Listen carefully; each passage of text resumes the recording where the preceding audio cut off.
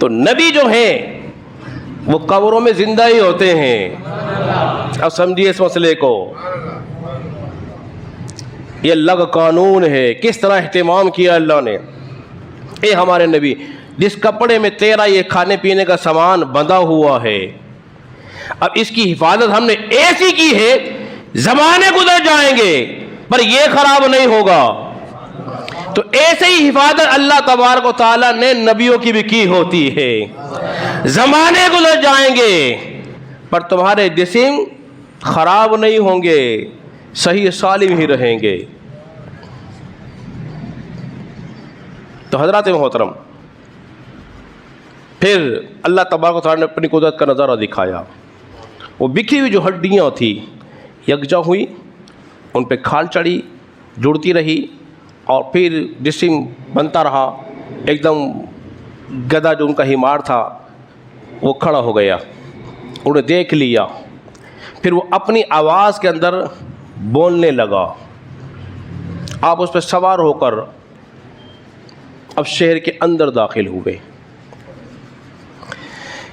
جب شہر کے اندر داخل ہو جائیں، پتہ پوچھتے پوچھتے پوچھتے ایک بوڑھی عورت بیٹھی ہوئی تھی. اس سے پوچھا، کیا عزیر کا گھر یہی ہے؟ کیا کہا؟ کیا عزیر کا گھر یہی ہے؟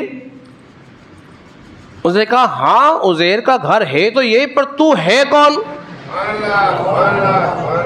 عمر 40 سال تھی، وجود آپ کا سفید ہو گیا تھا سارا.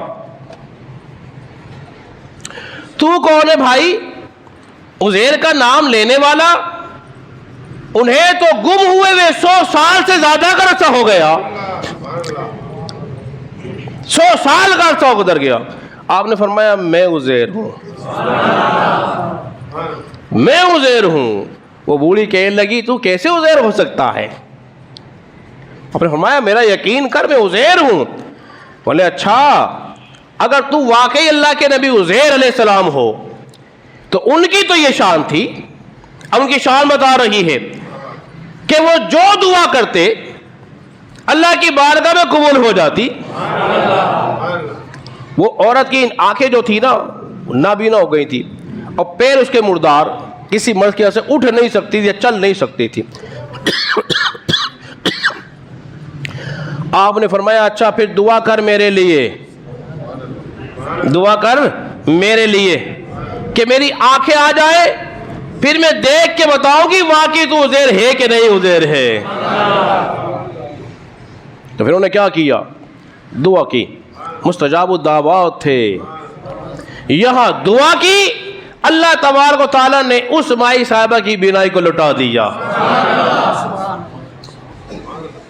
اور اس کے پیر پر جب آپ نے پیر لگایا، جو اس کے مردہ پیر تھے نا اس میں زندگی آ گئی، توانائی آ گئی، کھڑی ہو گئی. کہنے لگی ہاں تو ہی عزیر ہے.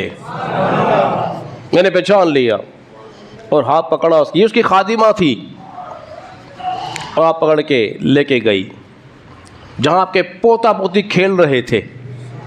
اور ایک پوتے کی عمر 125 سال 124 سال کے لگ بھگ تھی.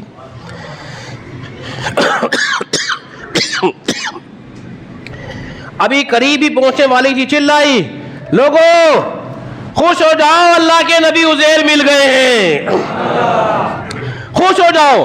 معلوم یہ ہوا اس قوم کا وتیرہ تھا، جس کو نبی مل جاتا ہے وہ خوش ہو جاتا ہے. اس قوم کا وتیرہ تھا کہ آ جاؤ لو، خوش ہو رہے ہیں. انہوں نے کہا یہ عزیر ہیں. انہوں نے کہا اچھا تم عزیر ہو؟ تو ہمیں تو اپنے بڑوں نے ایک نشانی بتائی تھی، ان کے جسم پر سیاہ بالوں کا ایک ہلال ہوگا، ایک ہالا سا بنا ہوگا چاند کی مانند. ذرا اپنی قمیض نیچے کیجئے تو ہم جان کے پہچان لیں. جب آپ نے واقعی اپنے کمر سے قمیض کو نیچے کیا ذرا سا تو وہ سیاہ بالوں کا ہالا بنا ہوا تھا. پہچان یہی عزیر ہیں. انہوں نے کہا ایک نشانی اور رہ گئی ہے، ایک نشانی. بولے عزیر علیہ السلام کو توریت جو تھی ازبر یاد تھی، ازبر یاد تھی. اگر واقعی آپ عزیر ہو تو ایک نسخہ میں نے چھپا کے رکھا ہوا ہے، ایک نسخہ. اس کو جب ڈھونڈا گیا، نکالا گیا، لایا گیا، فرمایا اب تم ذرا پڑھ کے سناؤ، اگر تم نے صحیح صحیح سنا دی ساری کی ساری تو ہم جان لیں کہ واقعی تم عزیر ہو۔ تو عزیر علیہ السلام نے توریت بھی مکمل سنا دی۔ حضرات محترم ذرا غور کیجئے، اللہ تبارک و تعالیٰ کی قدرت ایک قانون ایسا ہے جس کو معراج کرا دیتا ہے نا، کبھی تو لوگوں کو سلاتا ہے اور اپنے حبیب کو بلا لیتا ہے، اور کبھی نبی کو سلا کے زمانے گزروا دیتا ہے۔ یہ اللہ کی شان ہے، وہ جب چاہے جیسے چاہے زمانے کو تھما دے یا زمانے کو روکے رکھے، یہ اللہ تبارک و تعالیٰ کی مرضی ہے۔ تھوڑا سا خاکہ ہم نے بیان کیا ہے، اللہ رب العزت کی بارگاہ میں دعا کریں کہ اللہ تعالیٰ ہم سے وہ سمجھنے اور عمل پیرا ہونے کی توفیق عطا فرمائے۔